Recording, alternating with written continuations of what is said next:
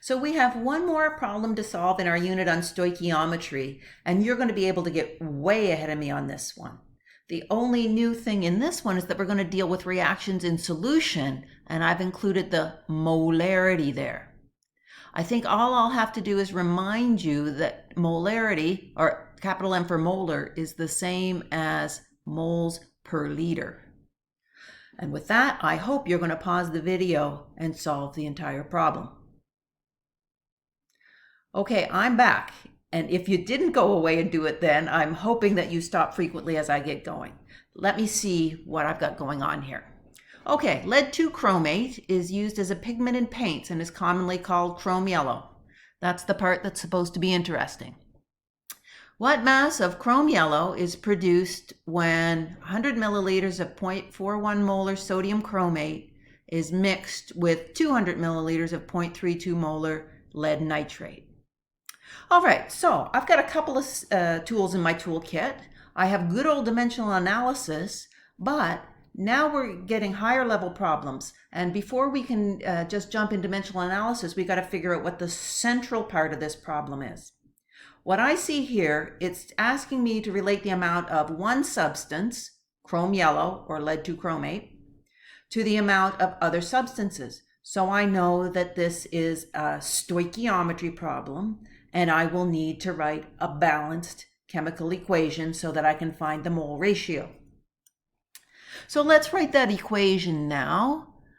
I'm going to mix sodium chromate. Now, chromate isn't an ion that I think you memorized, but I can give you information in other ways. Because I knew you didn't know what chromate was, I showed the formula of lead 2 chromate here. So you know what a chromate ion is now, and you also know its charge. If the lead was 2 plus, then the chromate must be 2 minus. So when you think you don't know what something is, don't panic. Look around and see if there's other information. Okay, I've got sodium chromate. I'm going to mix that with lead 2 nitrate.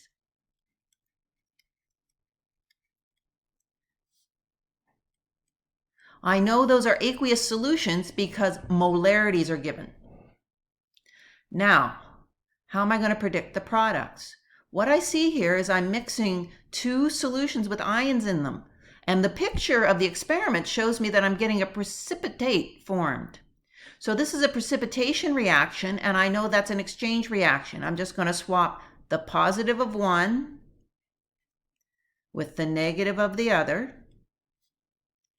and the positive of one, the other one, with the negative of the other one. Once I have those substances correct, I can balance my equation.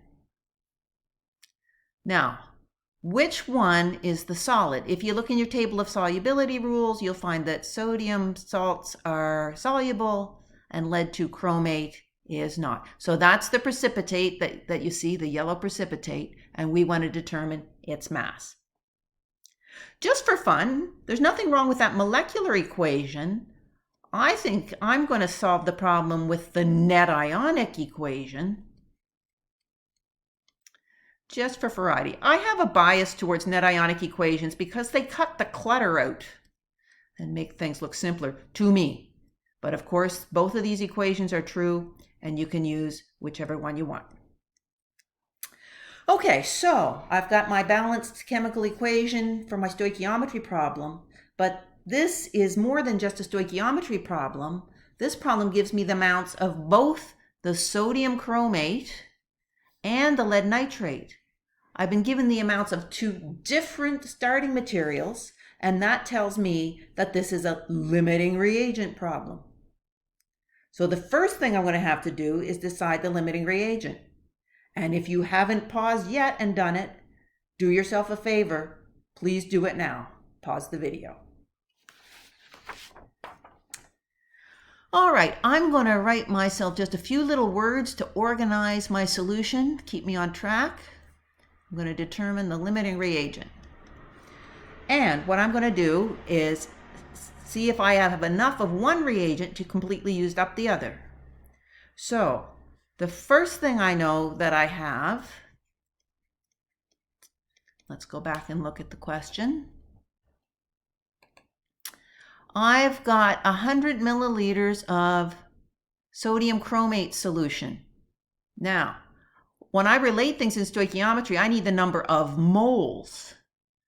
I've given the molarity in moles per liter, but if I want just moles by itself, work your units, I have to get rid of liters. I have to multiply by the volume in liters.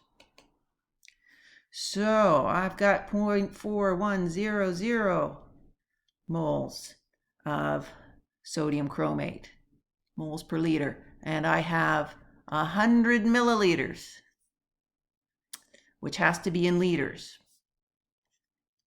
Don't even need my calculator for that. That's 0.04100 moles of sodium chromate. And if you want to be using the net ionic equation, I could also say that's 0.04100 moles of chromate ion, because there's one chromate for every formula unit of sodium chromate. All right, now I know how much of that I have. Now I got to find how much of the other reagent I need. So as I said, I'm going to use the net ionic equation, but you'll get the same answer either way. Let's go back and see what we're going to relate it to. Oops, get that charge right. I want to relate the chromate to how much lead I need. And while I'm here, let's remind ourselves of this mole ratio. There's a 1-to-1 ratio. So I'm going to find how many moles of lead 2+ I need and get rid of moles of chromate. And the units tell me I need a mole-to-mole ratio. We found that in the balanced equation. That was 1-to-1. Still don't need my calculator.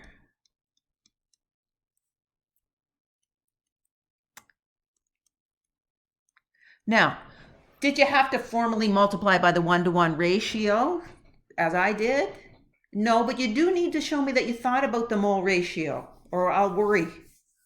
You could also say in words, since it's a 1-to-1 ratio, I will need 0.04100 moles of lead 2+. But you got it. I don't care how you tell me about the mole ratio, but I need you to tell me about the mole ratio. So that's how much lead I would need. Or in other words, that's how much lead would react with that much chromate. Let's see how much lead we have. Let's go back to the data there.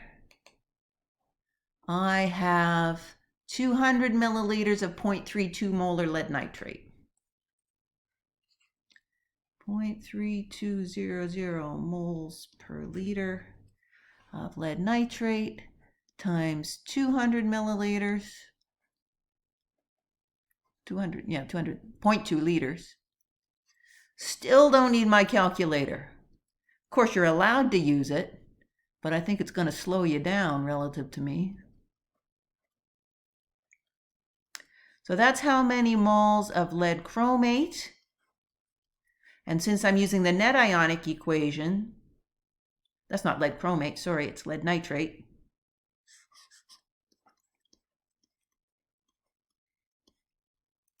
Since I'm using the net ionic equation, I care about how many moles of lead 2+. It's the same number because there's one lead 2+ ion for every formula unit of lead 2 nitrate. Okay, we've done some mechanical work. Now it's time to bring your higher level chemical judgment to it. I need 0.041 moles of lead 2+ to use it all up.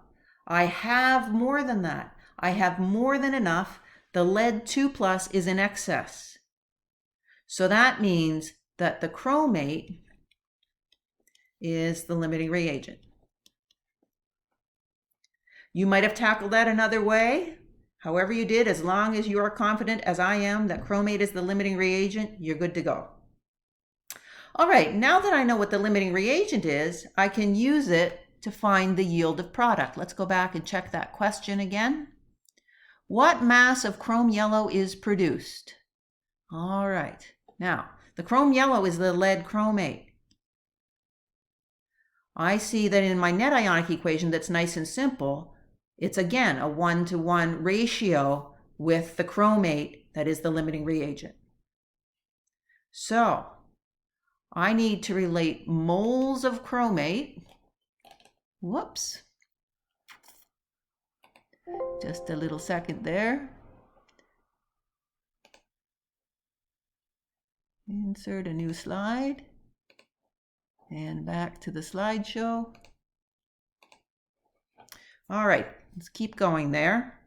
I had 0.0400 moles of chromate ion. And I wanted to relate it to the lead chromate product.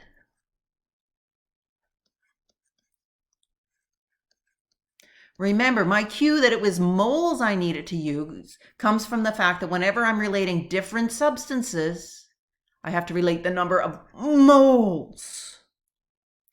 All right, we found a 1-to-1 ratio. That leaves me with moles of chromate. But the question asked me for the mass of lead chromate. So let's cancel out moles. And again, nice clear units and the substances that we're talking about, that will help you figure out the conversion factor you need. Grams per mole, molar mass, 323.1 grams per mole. And finally, I need my calculator. 0.041 times 323.1 to the 4 significant figures I'm allowed is 13.25 grams. And you had that worked out a long time ago, right? You probably fast forwarded through my video. So nothing new here, just a limiting reagent problem. The only change this time is that we found the moles, which were the central idea, from the volumes of solution, just not from the mass. So this is a pivotal moment. We've completed a big unit of the course in which I wanted to review and build on some quantitative and qualitative skills that were foundational in your high school class. I wanted to make sure everybody was ready to go on from here. We're moving on to a new unit in the next chapter. We're going to look at the matter itself. We're going to start with the tiny subatomic particles in the atoms, build the atoms, build the molecules, and build our understanding of how that affects the physical properties we see in the macroscopic world. I'm excited. Hope you are.